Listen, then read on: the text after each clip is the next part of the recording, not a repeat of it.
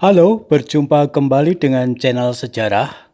Kali ini kita akan mengetengahkan kisah tentang wafatnya Panembahan Senopati tahun 1601 Masehi. Sebelum cerita tentang wafatnya Senopati, ada baiknya kita mengenang sebuah rangkuman perjalanan Sutowijoyo atau Senopati menjadi Raja Mataram yang kemudian bergelar Panembahan Senopati pada tahun 1584. Dalam Babat Tanah Jawi diceritakan bahwa ayah Senopati, Ki Gede Mataram, adalah salah satu tokoh pendiri Kesultanan Pajang. Jasa ayahandanya sangat besar dalam duel melawan Aryo Penangsang dan penaklukan Jipang.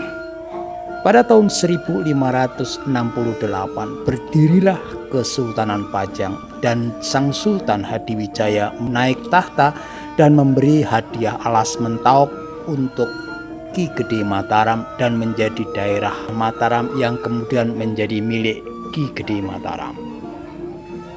Sepeninggal ayahnya, Senopati bercita-cita besar untuk menjadi seorang raja Jawa berikutnya. Dalam mencapai cita-citanya dipesankan oleh pamannya Ki Jurumartani, ia harus sabar, tetap rendah hati mengabdi kepada Pajang.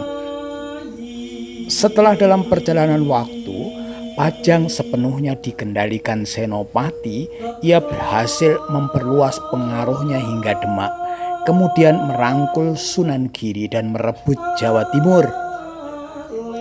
Pembelotan Madiun pun juga telah dipadamkan dengan memperistri Putri Madiun Retno Dumila.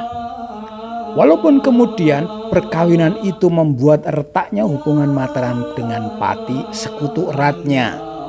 Dalam ekspedisi Senopati ke Jawa Timur, Mataram pun juga berhasil menaklukkan Kediri dan banyak orang Kediri membelot ke Mataram yang kemudian mereka banyak berjasa besar dalam pembangunan kota Mataram.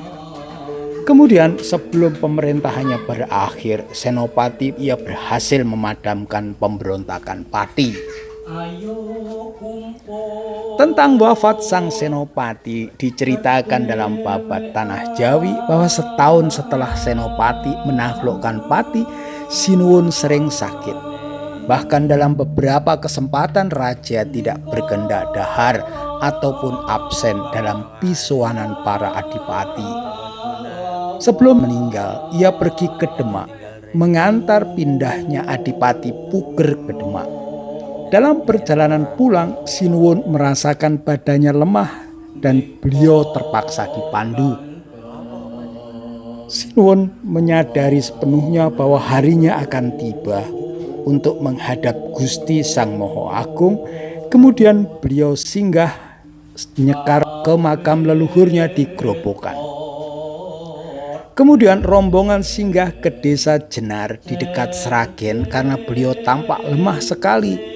Kemudian beliau memanggil putra mahkota yang ikut juga mengiringi Sinuwun itu guna memberi amanat kepada Raden Mas Jolang agar suksesi berlangsung dengan damai. Paman, panggillah Mangkunegara, aku ingin berpesan padanya. Putra mahkota pun duduk mendekat ke pembaringan ayahandanya. Ayahanda berkata, "Jolang, saya tahu engkau masih muda, tetapi apapun yang terjadi, bila saatnya nanti kamu harus siap menggantikan ayah. Lanjutkan perjuangan eyangmu membangun Mataram." Sang putra mahkota maju ke pembaringan ayahnya, mencium tangannya sebagai tanda tuhu bekti menerima estafet kepemimpinan berikutnya sambil meneteskan air matanya. Senopati kemudian memanggil Patih Mandaraga dan Mangkubumi, kemudian berbisik kepada kedua tetua itu, "Aku telah memilih Jolang menjadi pewaris Mataram berikutnya.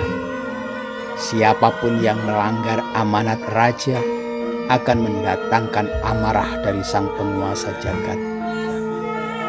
Tetua itu berkata, "Inggih Paduka, seluruh Nayaka Praja tuhu bekti angugemi amanat Gusti Panembahan. Tercatat dalam Babad Sangkala pada tahun 1526 tahun Jawa atau tahun 1601 Masehi, Panembahan Senopati wafat. Beliau meninggal di desa Jenar dekat Sragen, maka disebut sebagai Pangeran Sedo ing Kajenar. Saat itu bumi Mataram tiba-tiba gelap gulita. Dari pagi hingga siang hari, orang-orang tua Jawa mengetahui tanda-tanda alam itu bahwa ada pembesar yang sedo. Dalam penelusuran sejarawan tentang tanggal persisnya Senopati meninggal, disampaikan oleh Mr. Brower, Direktur Bintang di New Haven. Beliau memastikan bahwa pada tanggal 30 Juli 1601 telah terjadi gerhana total yang meliputi daerah Jawa bagian utara termasuk Jawa bagian tengah yang bersifat total atau gerhana matahari penuh. Kabar duka itu telah sampai di istana, beduk ditabuh bertalu-talu, keluarga keraton dan para abdi dalam berderet-deret duduk tersipu menangis menanti kedatangan layon sesembahannya. Layon dibawa ke keraton dengan iringan tangis sepanjang jalan menuju Mataram. Sesampainya di Masjid Agung, layon disarekan rakyat duduk bersila tertunduk lesu di halaman istana. Besoknya layon sang senopati dibawa dengan kereta menuju pasarean Hastana Gita Ageng di sebelah selatan masjid di ujung kaki makam ayahnya.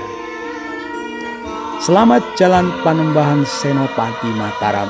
Jasamu besar dalam mengawali kebangkitan Mataram mulai dari pantai selatan sampai utara Jawa serta bagian Jawa Timur, yang kemudian hari cucu Senopati Sultan Agung yang berhasil membawa kebesaran Mataram sampai ujung Nusantara.